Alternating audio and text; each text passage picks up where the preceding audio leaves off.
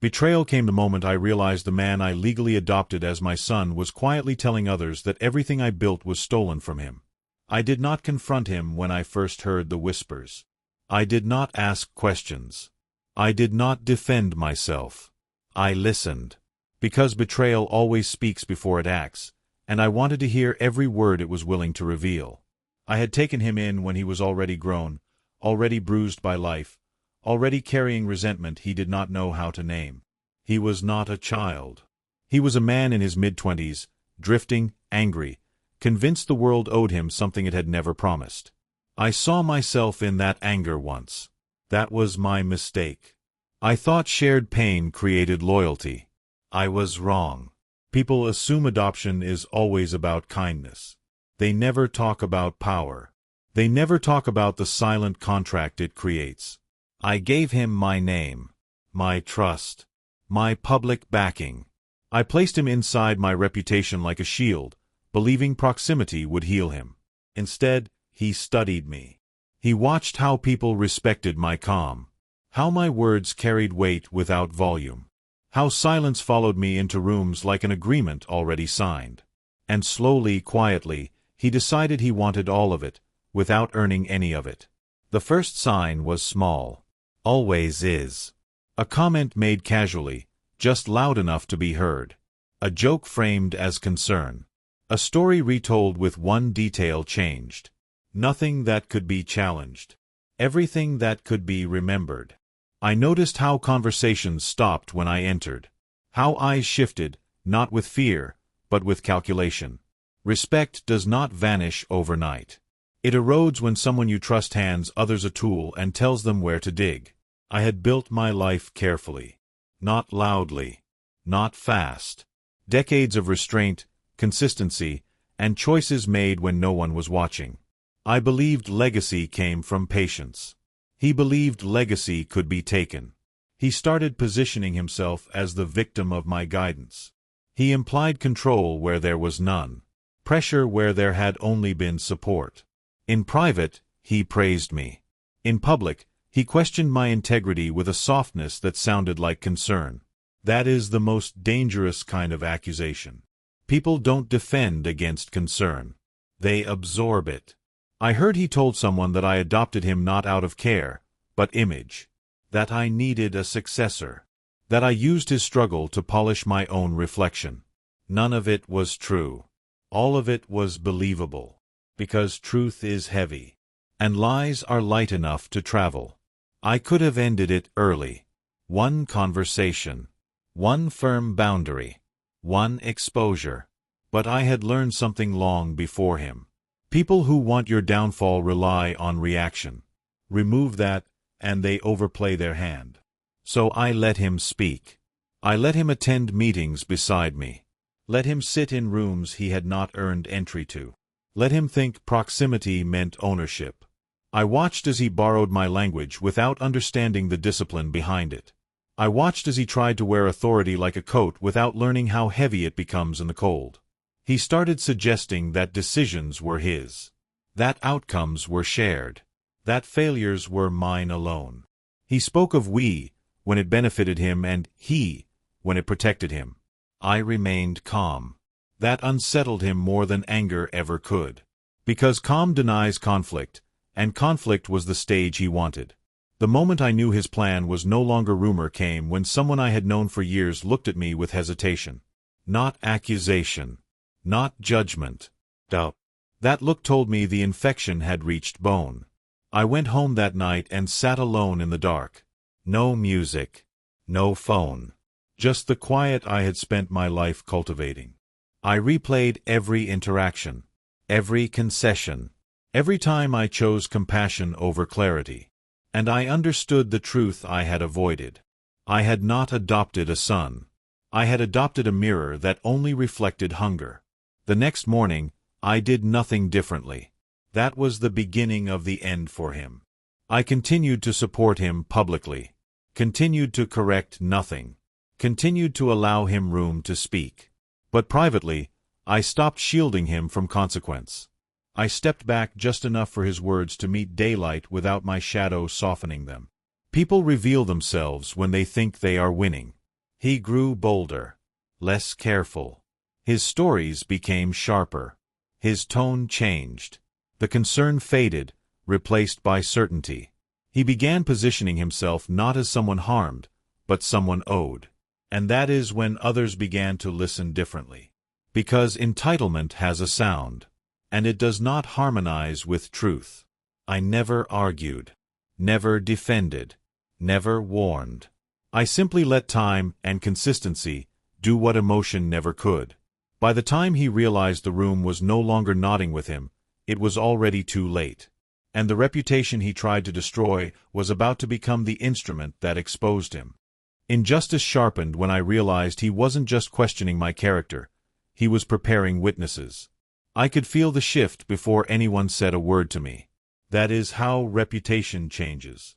Not with confrontation, but with distance.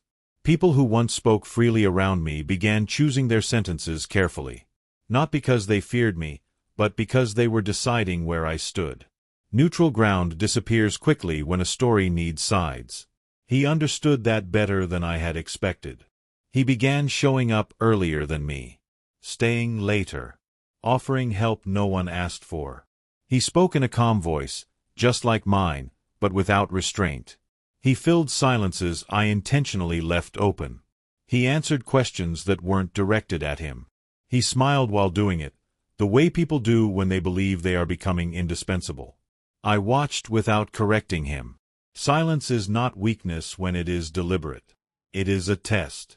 I had learned long ago that authority does not argue for space. It occupies it naturally. And when someone starts trying to take that space, the room eventually notices the difference. He started referencing my past decisions with selective memory.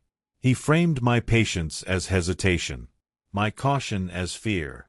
He implied that progress waited for younger hands, faster hands. His hands. People like evolution stories. They make betrayal sound necessary. I could have dismantled every claim with facts.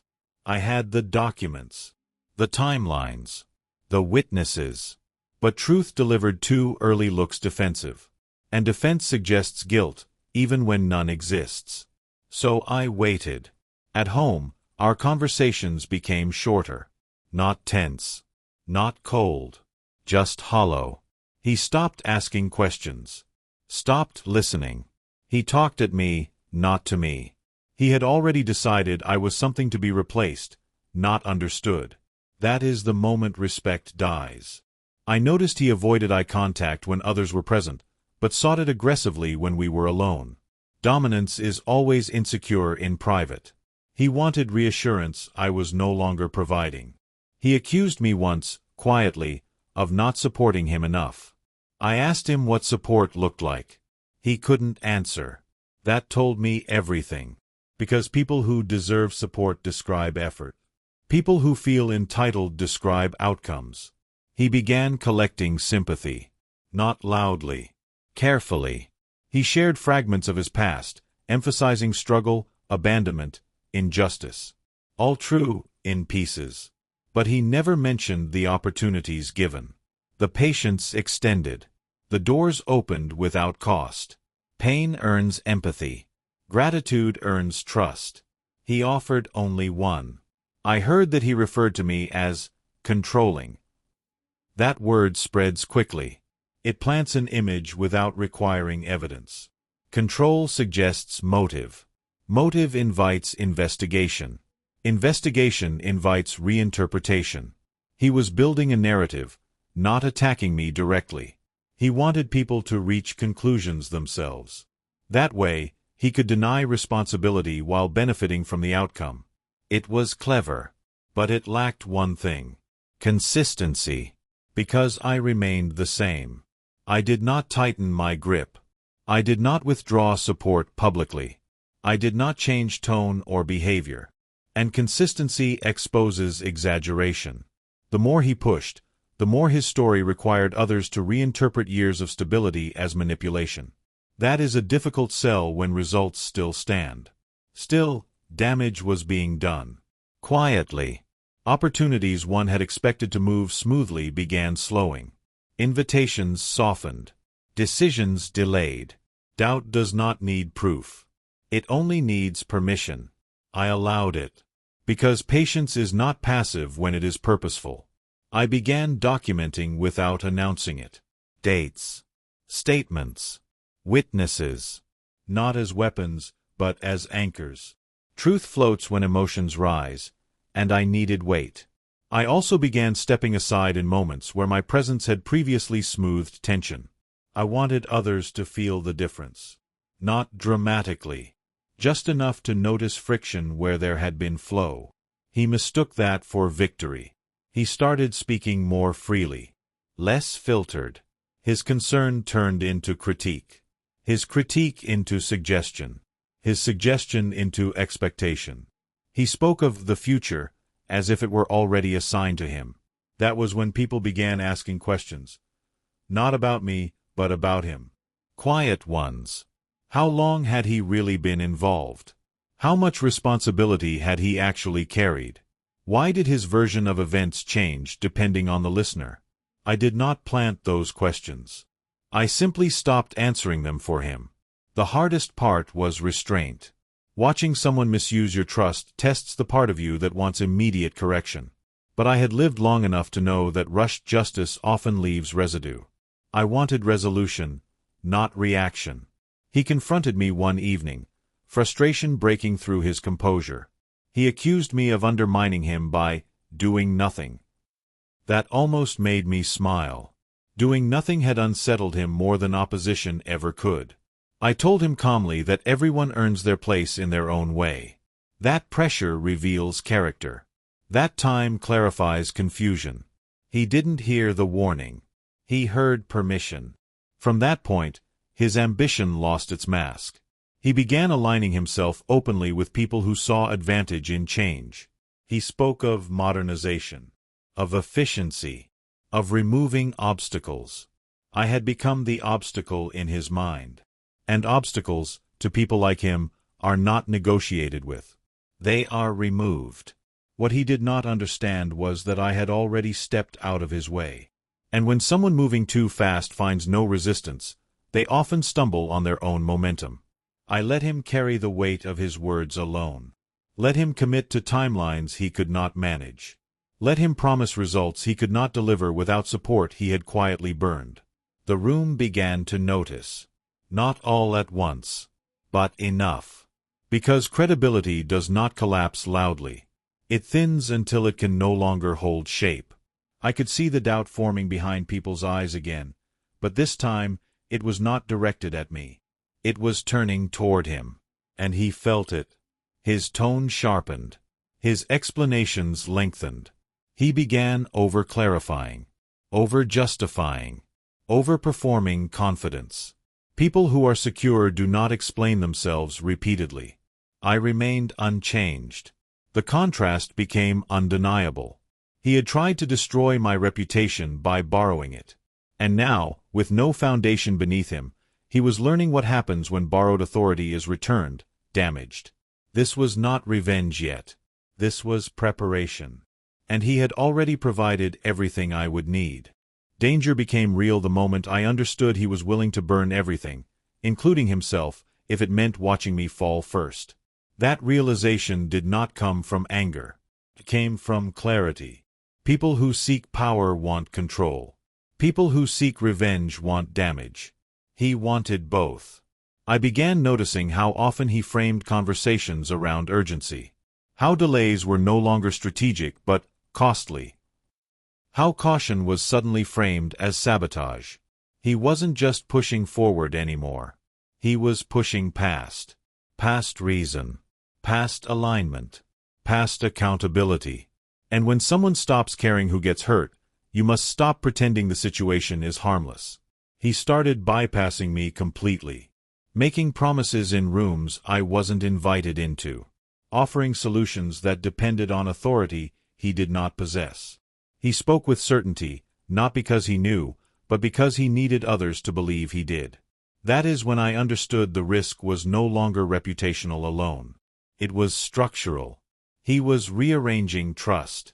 I had spent years building a system that worked because people trusted the process more than personalities.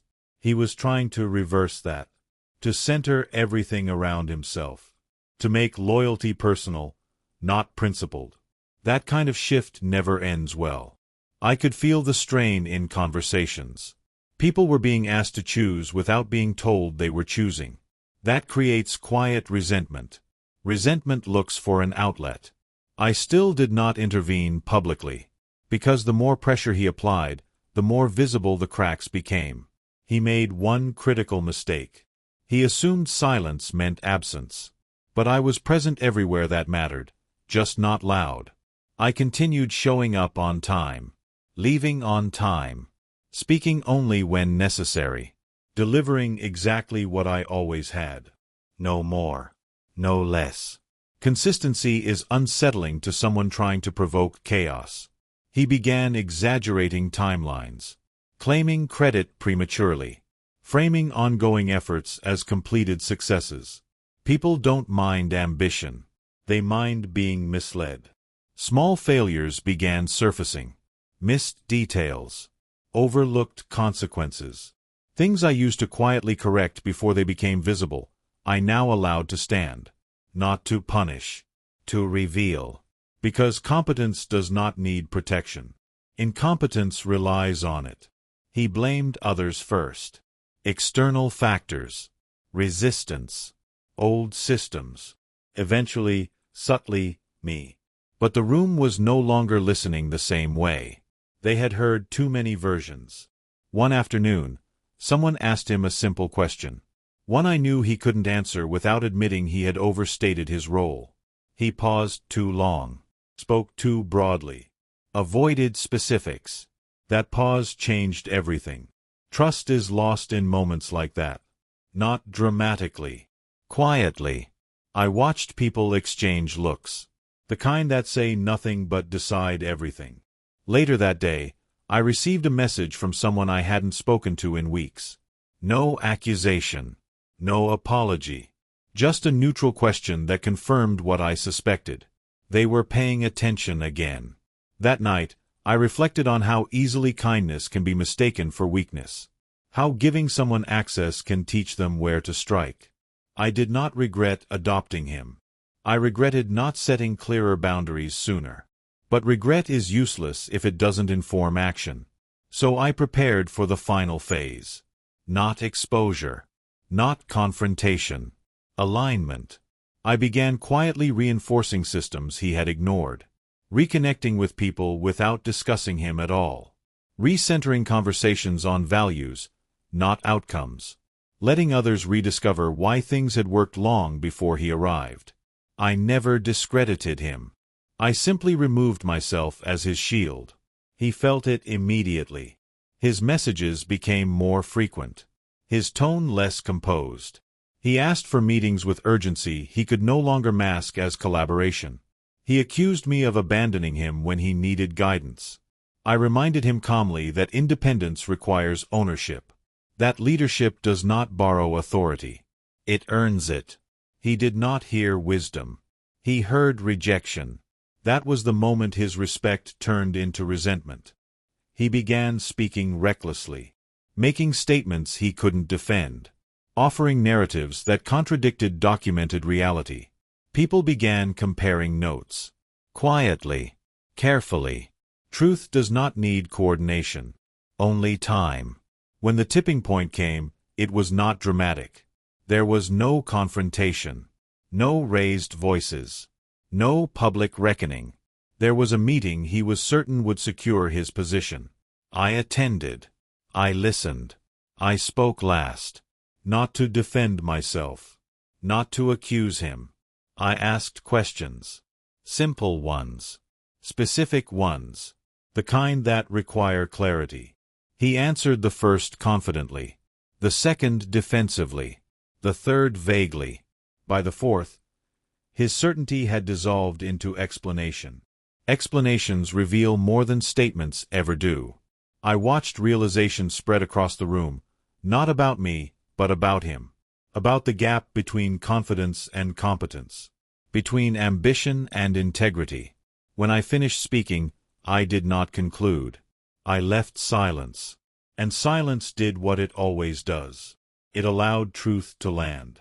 He did not lose everything that day, but he lost momentum. And momentum was the only thing holding his story together. After that, decisions slowed around him. Access narrowed. Trust recalibrated. He felt it, even if he didn't understand it. He confronted me one last time.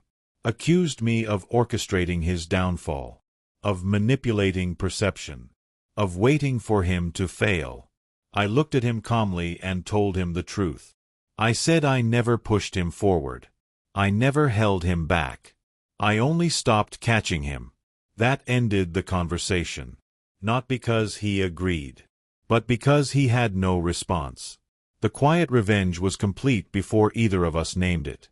What remained was consequence. And consequence, unlike anger, does not fade.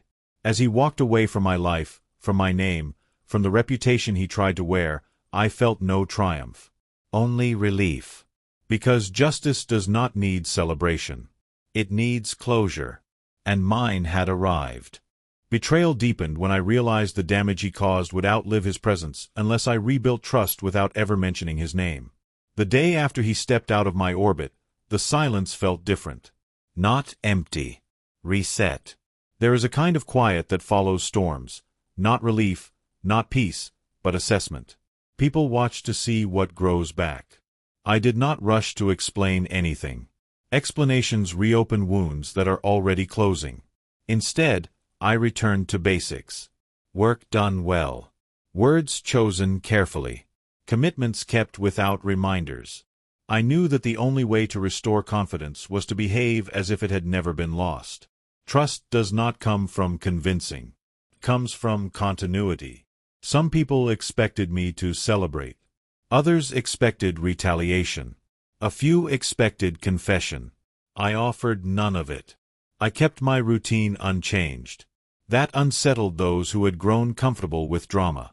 They wanted a story to end cleanly, with blame assigned and lessons spoken aloud. But real life does not wrap itself for an audience. It moves forward and lets observers decide what mattered. I began meeting people individually. Not to discuss him. To discuss work, direction, values. I asked what they needed. I listened more than I spoke. When his name surfaced, I acknowledged it briefly and redirected. No defense. No dismissal. That restraint did more than any argument ever could. Because when you refuse to weaponize truth, it gains weight. I could sense people recalibrating. Comparing the calm in the room now to the tension that had quietly dominated before. They noticed how decisions felt steadier again. How urgency no longer replaced judgment. How conversations stopped circling and started moving. That contrast rebuilt what accusation had weakened. At home, the absence took longer to settle. Adoption is not erased by distance. It leaves an imprint, even when the bond fractures. I found reminders in small places. Habits learned, routines shared, expectations I no longer needed to manage. I did not miss him. I missed who I believed he could become. That distinction matters. People confuse forgiveness with forgetting. I did neither. I accepted what happened without revisiting it. I let the experience teach without letting it harden me. That balance is difficult, but necessary. Weeks passed. Then months. His influence faded naturally. Stories lose power when they stop being fed. Without my reaction to sustain them, his narrative had nothing to push against. People stopped referencing it. Then they stopped remembering it clearly. What remains unclear is rarely believed. Occasionally, someone would test the past. A subtle question.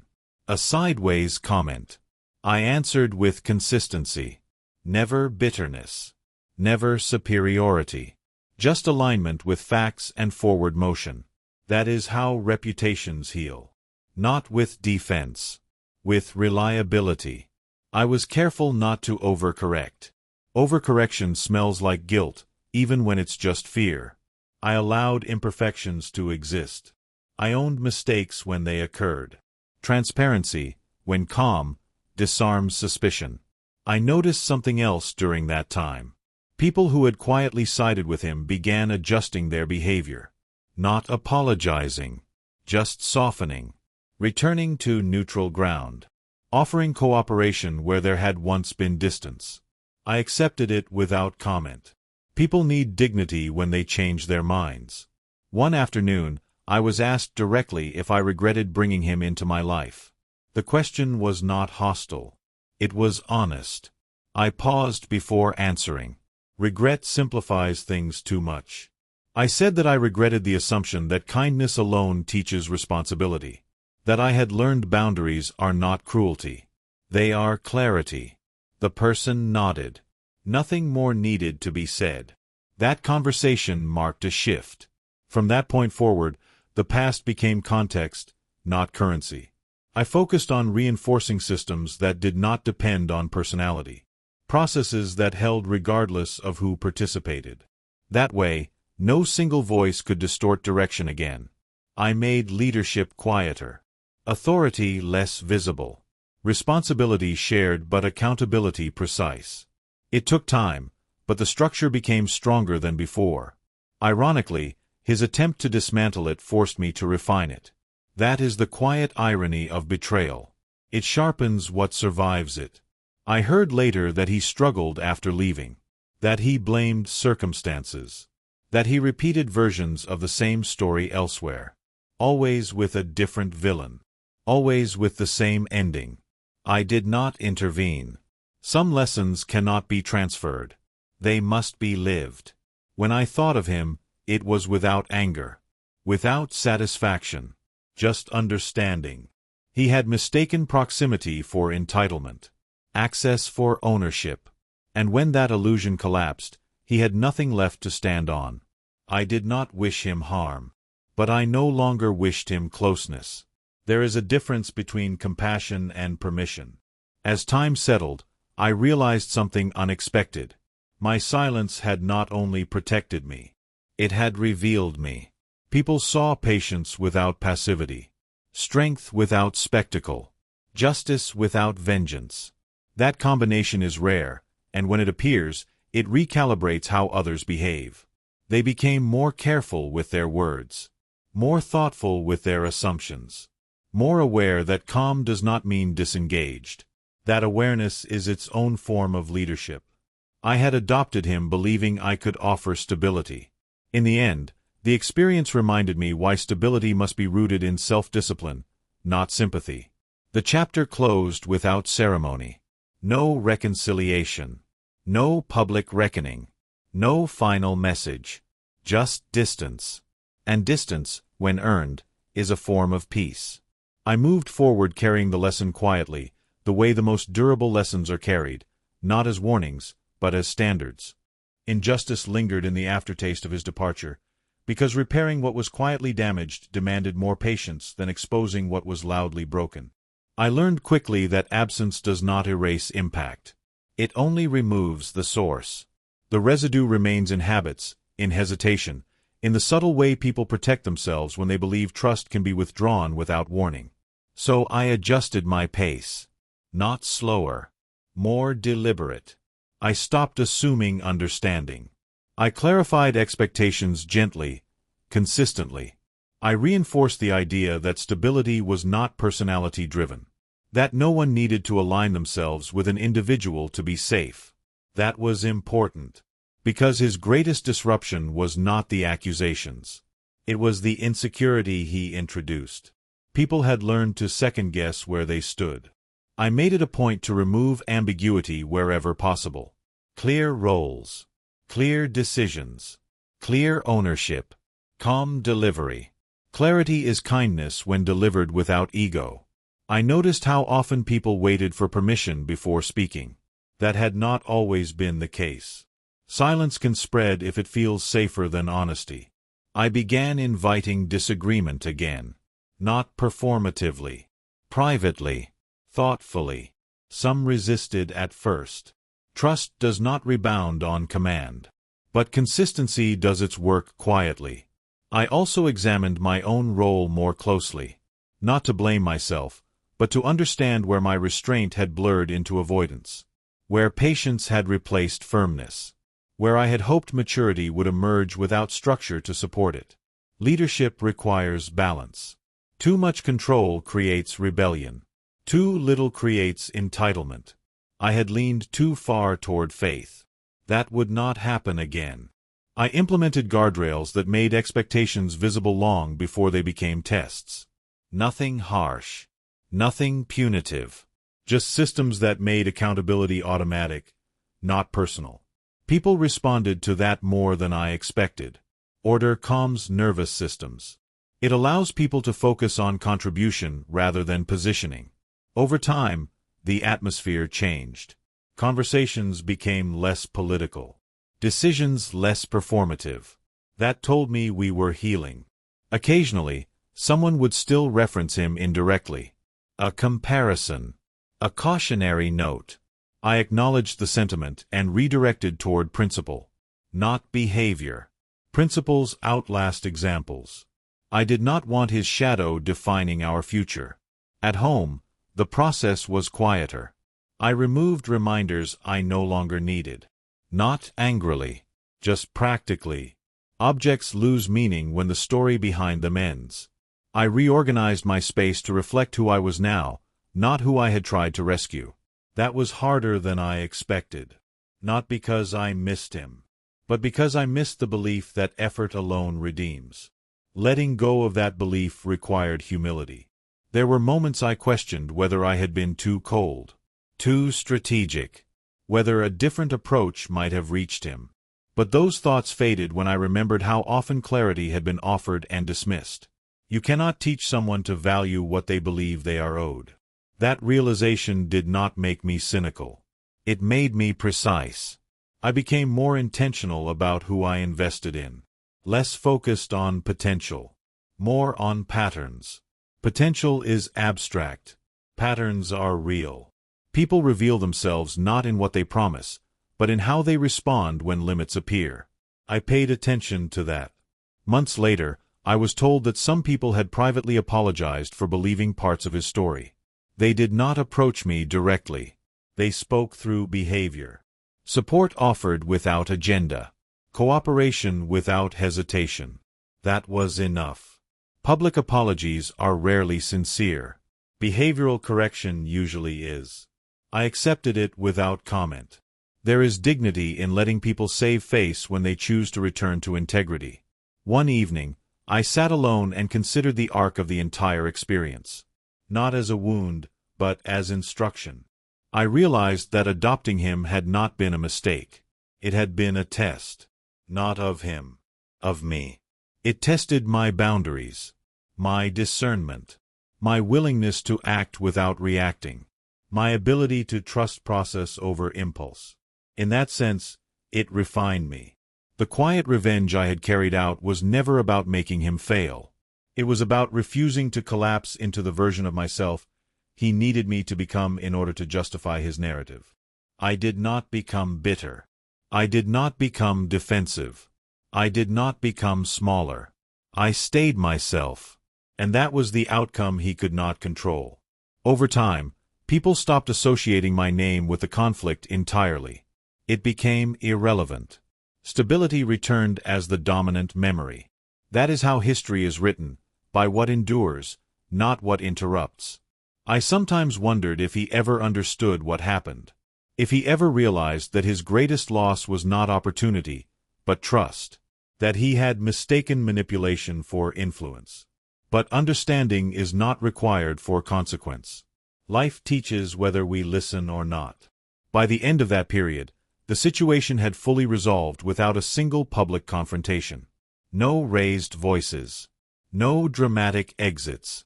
Just alignment restored. That was justice, quietly served. And it prepared me for the final truth I had yet to fully accept. Some bonds are not meant to be repaired.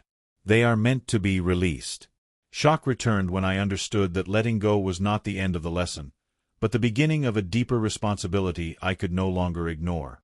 Distance creates perspective. And with perspective comes an uncomfortable kind of honesty, the kind that does not accuse others first. I began asking myself questions I had avoided while everything was unfolding. Not about his actions, but about my thresholds. Why had I tolerated ambiguity for so long? Why had I assumed maturity instead of requiring proof of it? Why had I confused compassion with exemption? These questions were not punishments. They were corrections.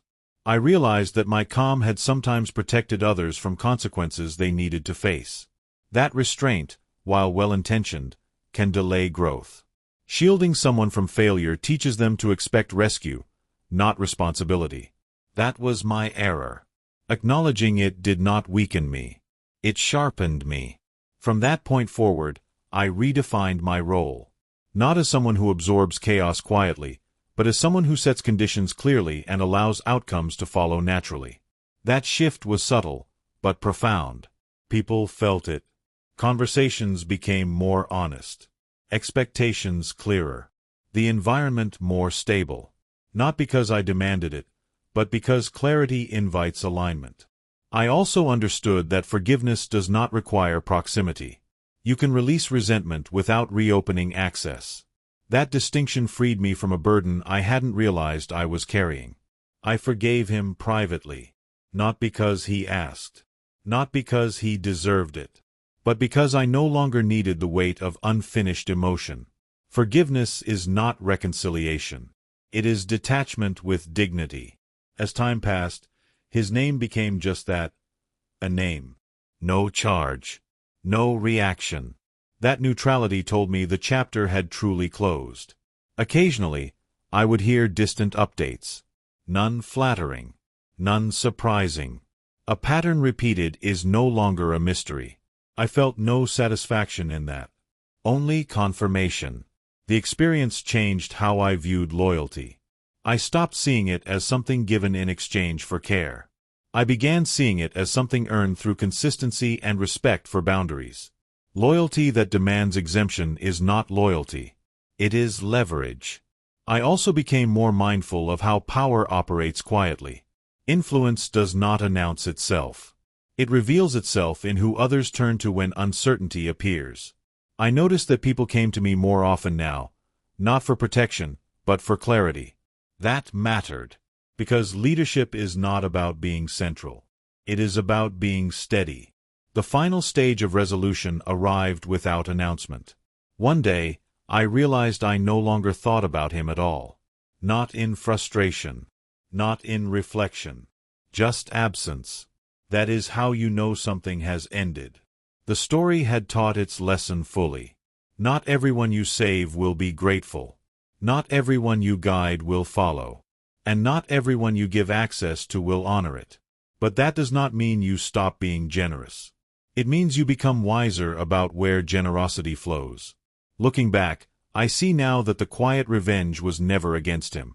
It was against the part of myself that once believed silence alone was enough. Silence is powerful. But silence paired with structure is unstoppable. If there is one truth I carry forward, it is this. Sometimes silence is the best revenge, not because it hurts others, but because it preserves who you are. And preserving who you are is the only victory that lasts. Betrayal returned in a quieter form when I realized the world often tests you again after you believe the lesson is complete. I thought the chapter was closed. I believed the cost had been paid and the balance restored. That assumption was comfortable and wrong. Life rarely repeats itself exactly. It echoes. The next challenge did not come through him. It came through opportunity. Through the subtle temptation to loosen the standards I had just refined. Success has a way of inviting shortcuts disguised as efficiency. I noticed people watching me more closely now. Not because of fear. Because they wanted to understand what I had become after the storm. Consistency invites observation. I felt the pull to prove that the past had not changed me. That I was still open. Still trusting. Still flexible. But wisdom is knowing when not to perform your growth. I resisted that urge. Instead, I leaned deeper into structure. I clarified expectations before they were tested. I addressed misalignment early, calmly, without emotion. People adjusted faster than I expected. That told me something important. Most people do not resist boundaries. They resist unpredictability. What had felt like strictness was actually relief. I began mentoring differently. Less rescuing. More mirroring. When someone struggled, I asked questions instead of offering solutions. When they failed, I let the failure teach before stepping in. Some grew. Some withdrew. Both outcomes were information. The absence of chaos does not mean harmony. It means systems are doing their job. I focused on maintaining that, even when it felt uneventful. Stability is not exciting, but it is rare. There were moments I felt the old instinct return, the desire to step in, to smooth, to absorb discomfort. Especially when I saw ambition mixed with insecurity. I recognized the pattern instantly. And I stopped myself. Experience teaches you not to ignore familiar warnings. One situation in particular tested me. Someone showed promise, intelligence, hunger. They sought guidance eagerly. The temptation to invest deeply was strong. But I watched their response to feedback. They accepted praise easily. Correction reluctantly. That hesitation mattered. I did not withdraw. I adjusted. Reduced access. Increased accountability. I wanted to see whether growth followed structure or resisted it. The answer came quickly. They adapted. That distinction confirmed what I had learned. It was never about generosity versus caution. It was about discernment. I realized then that the betrayal I experienced had refined my vision. I could see patterns earlier. Feel misalignment before it became disruption. Not through suspicion, through awareness. That awareness did not make me guarded. It made me grounded. I stopped fearing repetition. I trusted my ability to respond without losing myself. That confidence was earned, not assumed. The environment around me reflected that. Conversations felt cleaner. Intentions clearer. People knew where they stood without asking. That is respect. One evening, alone, I considered how quietly the lesson had integrated into my life. No dramatic vow. No visible scar. Just a subtle shift in how I held responsibility. I understood then that betrayal does not only test your relationships. It tests your identity. Whether you remain who you are when trust costs you something. Whether you allow disappointment to harden you or instruct you. I had chosen instruction. And because of that, the next chapter of my life did not repeat the last. It evolved. Injustice revealed itself again when I saw how easily people confuse confidence with character, and how quickly they follow certainty without substance. I began noticing it in rooms where decisions were made. Not loudly. Subtly. Certain voices carried more weight simply because they spoke first. Others deferred not out of agreement, but relief. Responsibility has a way of gravitating toward those willing to claim it, even when they are unprepared to carry it. That was familiar. I did not intervene immediately. Observation precedes correction. I watched how influence formed. Who was consulted? Who was echoed? Who was quietly ignored? Patterns repeat because people repeat them. What changed was how I responded. Instead of stepping in as an anchor, I asked questions that redirected attention. Not challenges. Clarifications. The kind that required depth without confrontation. Some answered with ease. Others deflected. That told me everything. I realized that leadership is often less about direction and more about calibration. You don't need to dominate the room. You need to align it. When misalignment appeared, I addressed it early. Calmly. Privately. No audience. No spectacle. That preserved dignity while reinforcing standards. I had learned that humiliation creates compliance, not respect. And compliance fails the moment pressure shifts. Respect, on the other hand, endures. One situation escalated quietly. A proposal built on confidence rather than evidence gained momentum. It was popular. Attractive. Easy to support. I recognized the danger immediately. I asked for details. Not aggressively. Not skeptically. Patiently. The answers came back thin. Framed broadly. Supported by optimism instead of data. The room hesitated. Doubt crept in where excitement had dominated moments before.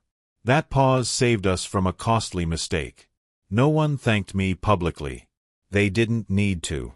The outcome spoke. Later, someone asked how I knew when to push back. I told them I don't push back against people. I push toward clarity. Clarity is not opposition. It is alignment. I noticed how people began preparing more thoroughly before speaking. Not because they feared me, because they respected the process. They knew certainty would be examined, not applauded. That shift mattered. It meant we were no longer vulnerable to performance. I also became more open about my own uncertainty when it existed. Admitting doubt invites honesty. Pretending certainty invites imitation. That vulnerability, paired with structure, created trust. The irony was not lost on me. The man who once accused me of control had mistaken restraint for manipulation. But real control does not need secrecy. It operates in the open, through standards everyone understands. That realization changed how I communicated. I spoke less, but with more precision. I listened more carefully. I stopped filling silence. Silence, when intentional, draws truth forward. I saw people grow more confident in that environment. Not louder, more accurate. They began questioning themselves before being questioned. That is maturity. I realized then that the quiet revenge had extended beyond one relationship. It had reshaped the culture around me. Not through enforcement, through example. That is the only kind of influence that lasts. I had not removed ambition. I had refined it. Ambition guided by discipline builds. Ambition fueled by entitlement destroys. The difference is subtle, but critical. As I watched others step into responsibility with greater care, I felt a calm satisfaction. Not pride. Alignment. The lesson had multiplied, and that told me the pain had not been wasted. Danger surfaced quietly when I realized the greatest test of growth is not adversity, but comfort. Stability has a way of softening vigilance. When systems work, when people align, when outcomes improve, there is a temptation to relax attention. I had learned the cost of that once already. I did not intend to learn it again. So I paid attention to comfort. Not as something to reject, but something to monitor. I noticed how success changed conversations. How gratitude slowly turned into expectation. How appreciation can quietly become assumption if left unchecked. These shifts are natural. They are also dangerous if ignored. I addressed them early. Not with warnings. With reminders. I spoke about standards as shared responsibilities, not personal preferences. I reinforced that stability was not guaranteed, it was maintained. That nothing we had built was permanent without continued discipline. People listened differently now. Experience carries a weight theory never will. I saw how individuals responded when comfort was challenged. Some welcomed recalibration. Others resisted. Not loudly. Subtly. Through delays. Through selective engagement. Through quiet disengagement. Those responses mattered. I adjusted access accordingly. Not as punishment. As alignment. I learned that fairness does not mean sameness. It means consistency with principle. Those who respected the structure were empowered by it. Those who tested it found limits quickly. That balance preserved momentum. There were moments when I thought about the man I once adopted. Not emotionally. Analytically. I saw now how his behavior had been predictable long before it became destructive. The signs had been there. I had chosen optimism over observation. That choice had cost me. But it had also trained me. I became more comfortable making decisions that disappointed people in the short term. Disappointment fades. Misalignment compounds. I chose the former. People adapted. Some left. Some stayed. Some grew.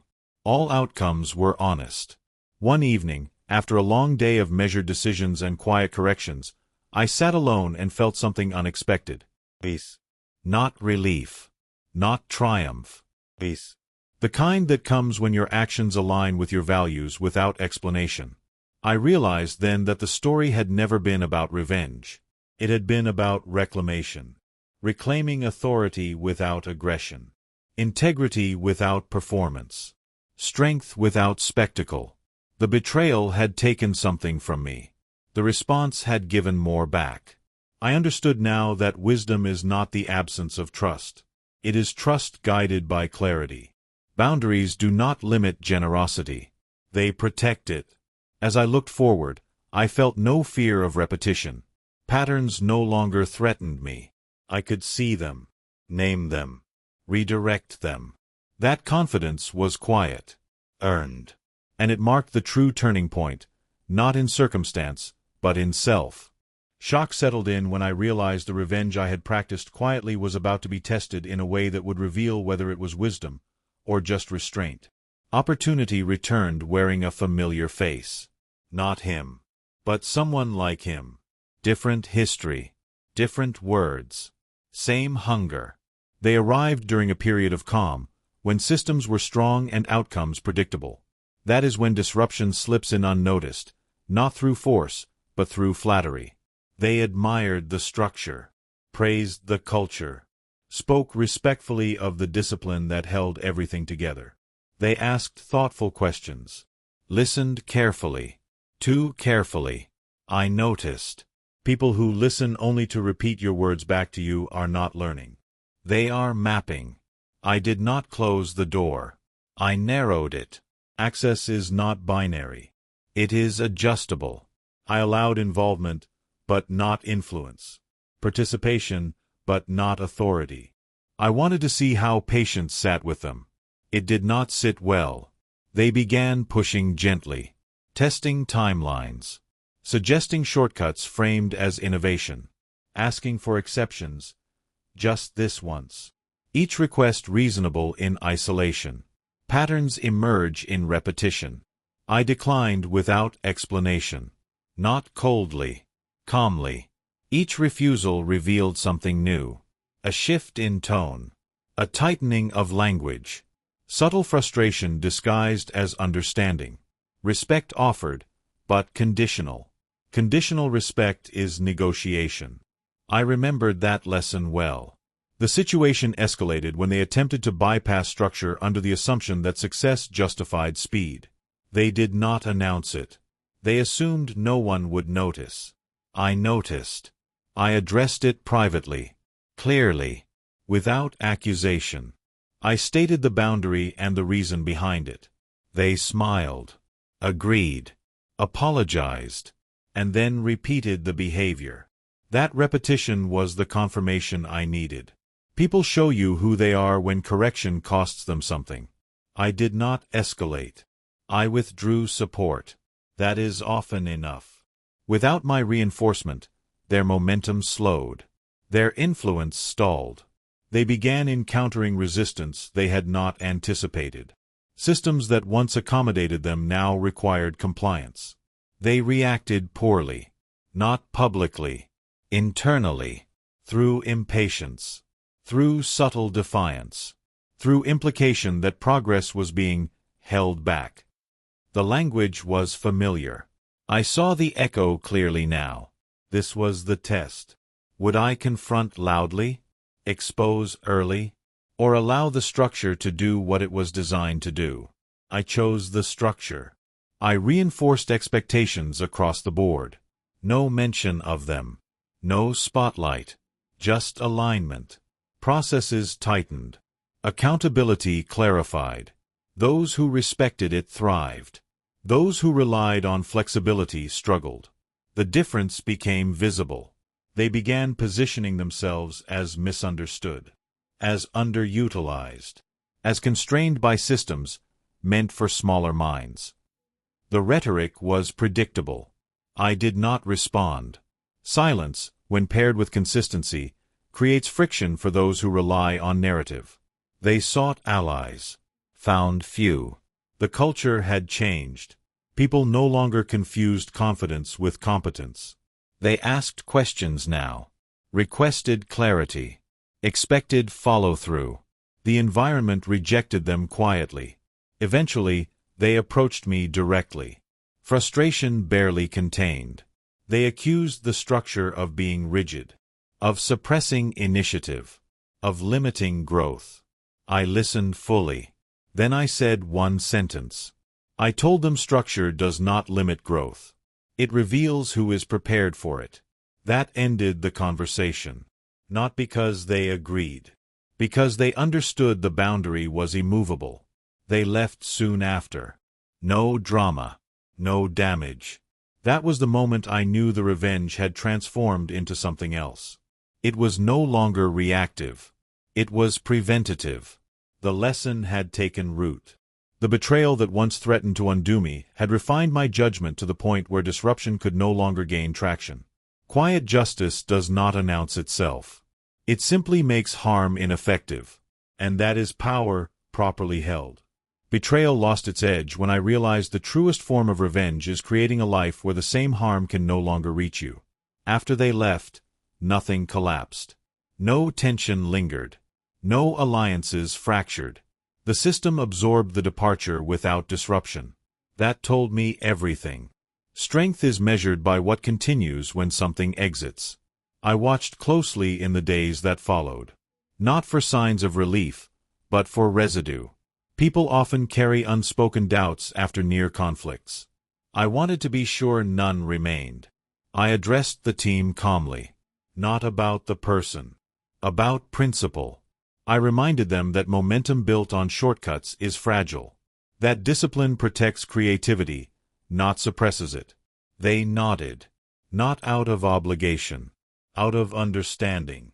The culture had matured.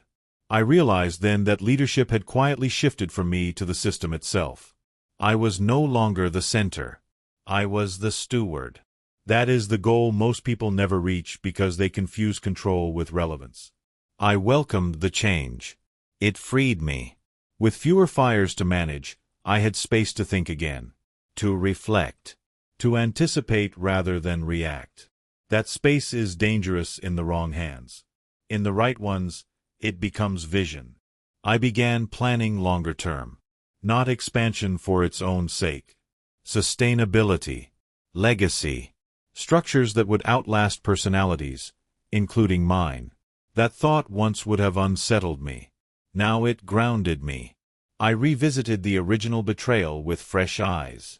Not emotionally. Strategically. I saw how vulnerable we had been because too much trust rested on individual relationships. I had corrected that, but the lesson deserved formal acknowledgement. So I documented it. Not as a warning. As guidance. I wrote principles. Not policies. Expectations. Not instructions. Values translated into behavior. Clear enough to be followed. Flexible enough to adapt. People embraced it. Clarity invites ownership. As months passed, I noticed something subtle. People began holding each other accountable without involving me. They referenced the principles naturally. Corrected misalignment respectfully. That was the true success. The quiet revenge had evolved into quiet influence. I also noticed my own emotional distance from the past deepen. Not numbness. Resolution. The betrayal no longer defined a chapter. It informed a standard. Standards are quieter than stories, but far more powerful. I no longer measured my actions against what had happened. I measured them against what I wanted to preserve. That shift changed everything. When conflict arose, and it always does, it was addressed early, calmly, without drama. The fear that once made people whisper was gone. Transparency had replaced it. I had not demanded transparency. I had modeled it. That distinction matters. I understood now that revenge, when quiet, does not aim to reverse harm. It aims to render harm irrelevant. The person who tried to destroy my reputation failed not because he was exposed, but because the environment no longer rewarded the behavior he relied on. That is justice without spectacle. I sometimes wondered if he ever realized that his greatest mistake was not the betrayal itself, but underestimating the discipline of silence. He had assumed no reaction meant no response. He had been wrong. Response does not always look like resistance. Sometimes it looks like refinement. And refinement changes everything. Danger revealed itself again when I noticed ambition unchecked by principle starts looking like progress, even to those who should know better. Months of calm had created an illusion of safety. People were productive. Systems worked. Trust was rebuilt. Yet ambition always seeks opportunity, and opportunity often disguises its risk. It started subtly. A team member began proposing faster timelines, just to see what's possible. Optimistic, persuasive, charismatic. Familiar patterns I had seen before. I paused, observed. I asked for details, for evidence, for contingencies, not to challenge, but to clarify. They answered confidently, but with gaps I had learned to spot. Confidence without substance always leaves a trace. I did not act immediately. Patience is the amplifier of truth. Let them proceed. Let them reveal what structure conceals. Within days, small mistakes appeared. Deadlines stretched. Assumptions collided. Miscommunication spread, quietly. It was subtle, invisible to those not paying attention. And that was the point. Mistakes matter most when they are invisible, because that's when they become habit. I allowed it to happen, carefully noting each misstep. When it escalated to a point where correction was unavoidable, I intervened, calmly, without accusation, without dramatics. I pointed out the gaps. I asked questions others might have feared to ask. I highlighted the consequences, not to punish, but to expose reality. The room's response was telling. Some defended the overreach. Others adjusted immediately. Patterns emerged. Responsibility revealed itself. The ambitious one realized the misstep, frustration barely masked by pride. They tried to shift blame. Not with words, but gestures. Not openly, but through insinuation. I met it with the same calm I had used throughout. Neutral, steady, precise. Silence where they expected argument. Clarity where they expected confusion. The pattern repeated. They either adapted to standards or revealed themselves through continued failure. By the end of the week, the outcome was clear. The environment had corrected itself without spectacle. The ambitious one had learned, not through reprimand, but through consequence. I reflected quietly that night. This cycle was the true measure of patience and restraint. Betrayal, ambition, error. None of it could dominate where standards were firm and response deliberate. The lesson was embedded not in words or confrontation, but in the consistent structure I maintained. Revenge had transformed again. From personal vindication to systemic resilience. And as I looked at the calm I had restored, I realized the final truth. The world does not need to see justice performed loudly. It only needs to feel its effects.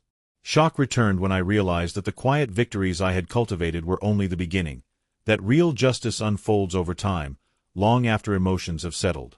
The moment of true resolution does not announce itself. It creeps in through subtle shifts, small corrections, and patterns revealed over months. People began returning fully to their roles, free from the shadow of the betrayal that had once loomed over every decision.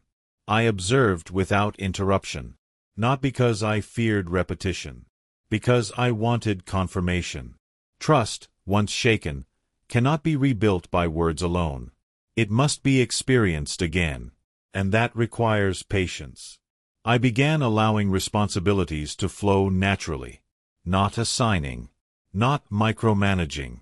I gave space for competence to prove itself, for mistakes to expose gaps in understanding, for growth to emerge through natural consequence.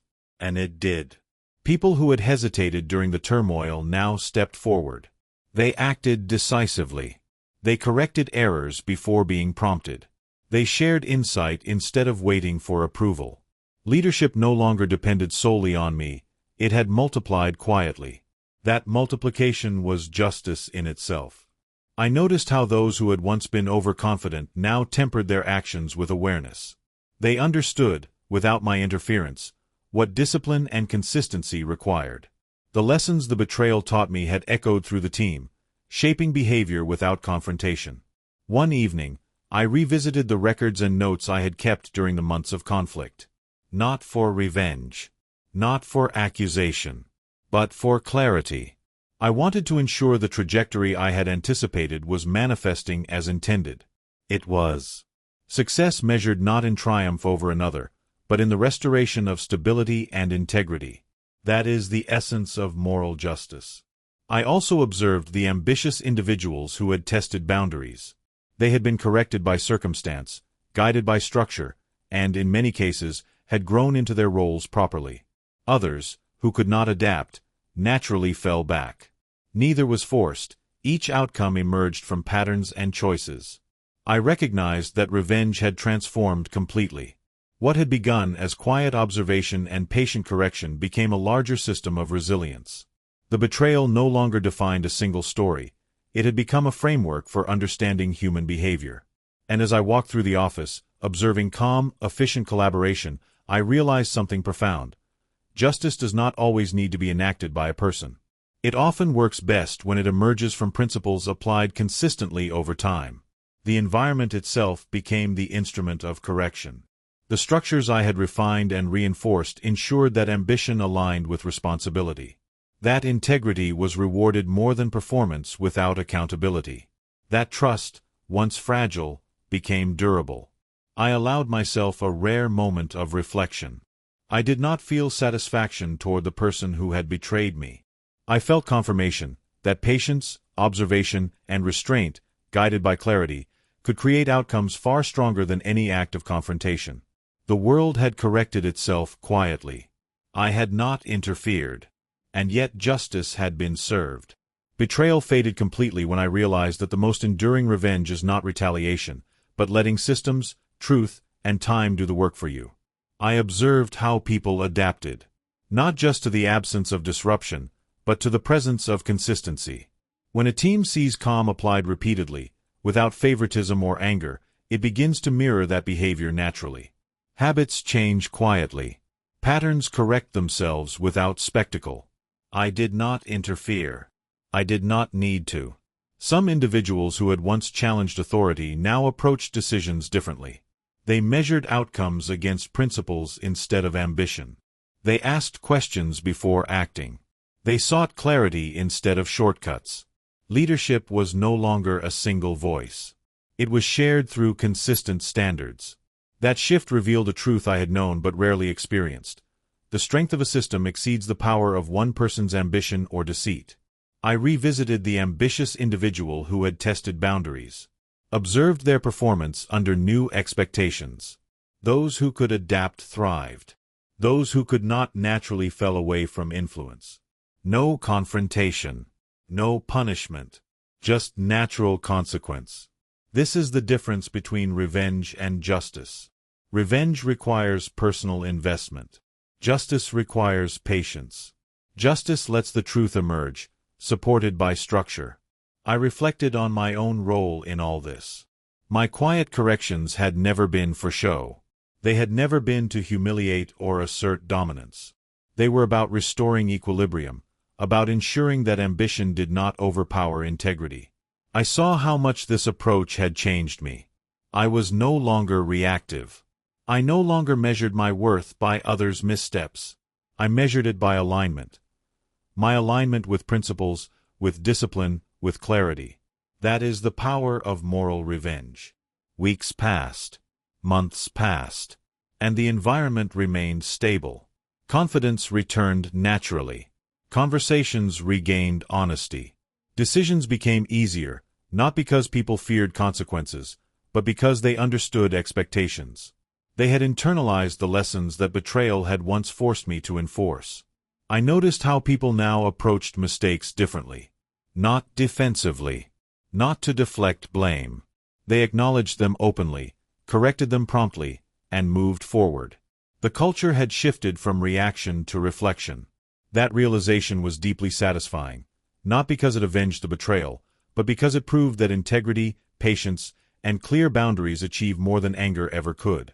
I also understood that my personal growth had been the real outcome. The betrayal had forced me to refine judgment, reinforce boundaries, and strengthen patience. Those lessons were now part of who I was, permanent and applied beyond the situation. And that is how moral revenge works. It does not destroy others.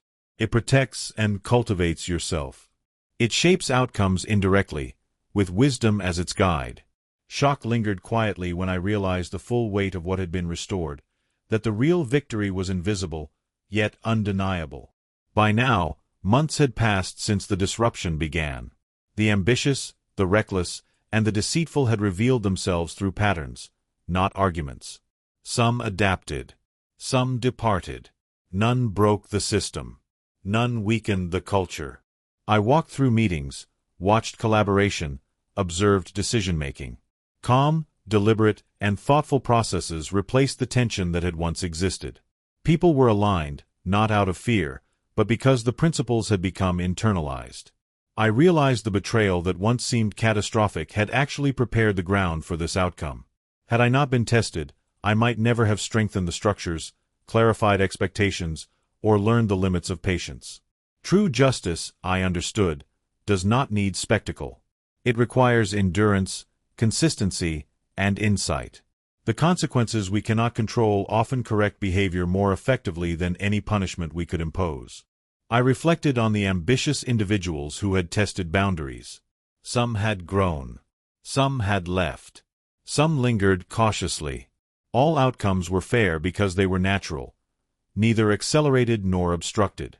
They had learned through experience, not intimidation. The system had become self-sustaining. People no longer needed me to intervene constantly. Trust, once fragile, had matured into confidence. Cooperation was the norm. Integrity became visible through results, not pronouncements. I felt a rare peace that night. Not pride, not triumph. Just alignment, the harmony that comes when actions, principles, and outcomes converge without drama.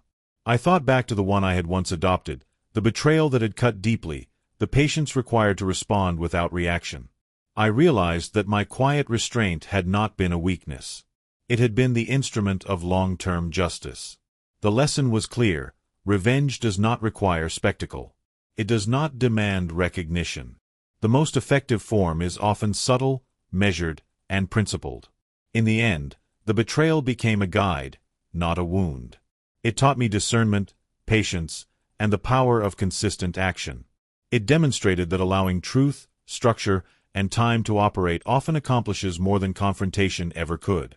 As I reflected on the journey, I understood that the ultimate victory was not in undoing what had been done, but in becoming someone who could weather betrayal and emerge unchanged in principle, stronger in wisdom, and clearer in judgment. Sometimes silence is the best revenge, not because it harms others, but because it preserves who you are.